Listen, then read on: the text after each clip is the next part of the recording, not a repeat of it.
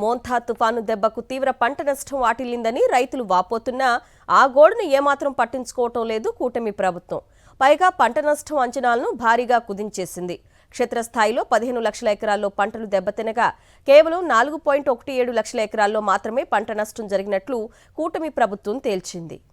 అంతా అనుకున్నట్టుగానే చేశారు. కూటమి ప్రభుత్వం రైతుల గోడు పట్టించుకోలేదు. క్షేత్రస్థాయిలో పరిశీలన జరగలేదు. నిబంధనలను పక్కన పెట్టి పుట్టెడు కష్టాల్లో ఉన్న అన్నదాతలను ఉదారంగా ఆదుకోవాల్సిన ప్రభుత్వం వారి నోట్లో మట్టి కొట్టేందుకు ఎన్యూమరేషన్ను మమ అనిపించింది. రైతులను ఆదుకునేందుకు పారదర్శకంగా ఎన్యూమరేషన్ చేయాలని యంత్రాంగం ఎంతగా శ్రమించినా పచ్చనేతల కనుసన్నల్లోనే తుది జాబితాలు తయారు చేయాల్సిన దుస్థితి ఏర్పడింది.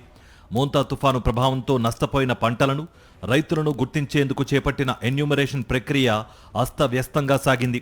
ఈ నెల 31వ తేదీ సాయంత్రంలోగా తుది జాబితాలు తయారు చేయాలని ఆదేశిస్తూ ఒక్కరోజు ముందు అంటే 30వ తేదీన సర్క్యులర్ జారీ చేసిన విషయం తెలిసింది.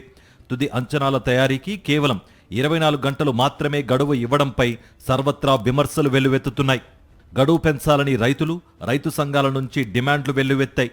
అయినప్పటికీ ప్రభుత్వం గడువు పెంచుతున్నట్లు ఎలాంటి ప్రకటన చేయలేదు. పైగా గతంలో ఎన్నడూ లేని విధంగా పంట నష్టం అంచనాల పరిశీలన, సామాజిక తనిఖీలు, విజ్ఞప్తుల స్వీకరణ, పరిష్కారం, ఉన్నతాధికారుల సూపర్ చెకింగ్, పునఃపరిశీలన, తుది జాబితాల తయారీ అంతా సమాంతరంగా జరిగిపోతుందంటూ బిల్డప్ ఇచ్చారు. దీంతో తుది అంచనాల తయారీపై పెద్ద ఎత్తున ఆరోపణలు వెల్లువెత్తాయి. ఈ జాబితాలన్నీ ప్రభుత్వ పెద్దల కనుసన్నల్లోని స్థానిక టీడీపీ నేతల సిఫార్సుల మేరకు తయారవుతున్నాయన్న విమర్శలు వినిపించాయి. అయినా ప్రభుత్వం ఏమాత్రం పట్టించుకోలేదు. మోంతా తుఫాను ప్రభావం 24 జిల్లాల్లో 15 లక్షల ఎకరాలకు పైగా సాగైన పంటలపై తీవ్రంగా ఉంటుందని తొలుత ప్రభుత్వమే అధికారికంగా అంచనా వేసింది. అయితే తుఫాను ఆగిపోయిన మర్నాడు నష్ట తీవ్రతను తగ్గించేందుకు తొలుత 4.40 లక్షల ఎకరాల్లో మాత్రమే పంటలు ముంపునకు గురైనట్లుగా ప్రకటించింది. ఆ తర్వాత ఆ సంఖ్య 3.45 లక్షల ఎకరాలే అంటూ చెప్పుకొచ్చింది. తీవ్ర విమర్శలు రావడంతో చివరకు తుది అంచనాలు కొలిక్కి వచ్చే సమయానికి 4.17 లక్షల ఎకరాలుగా నిర్ధారించింది. ఇందులో 4.11 లక్షల ఎకరాల్లో వ్యవసాయ, 16,000 ఎకరాల్లో ఉద్యాన పంటలకు నష్టం వాటిల్లినట్లు లెక్క తేల్చారు.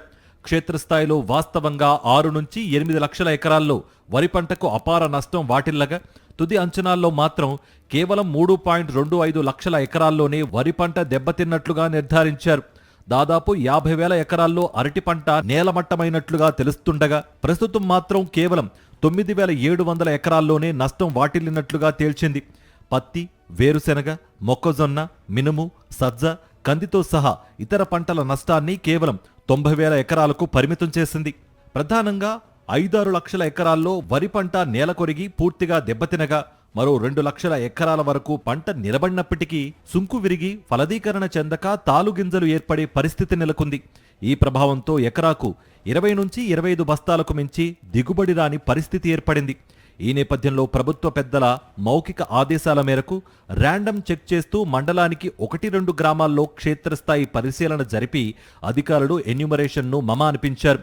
సుంకు విరిగిపోవడం వల్ల దెబ్బతిన్న పంట పొలాల వైపు కన్నెత్తి చూడలేదని రైతులు ఆవేదన వ్యక్తం చేస్తున్నారు. వ్యవసాయ, ఉద్యాన, పట్టు పరిశ్రమకు చెందిన పంటలకు సంబంధించి పెట్టుబడి రాయితీగా 875 కోట్లు ఇవ్వాల్సి వస్తుందని లెక్క తేల్చారు. ఇలా మొక్కుబడి తంతుగా క్షేత్రస్థాయి పరిశీలన చేసిన అధికార యంత్రాంగం తుఫాను నష్టం తుది అంచనాల నివేదికను సిద్ధం చేసింది. దాన్ని రేపు కేంద్ర బృందం ముందు ఉంచేందుకు ప్రభుత్వం సిద్ధమైంది.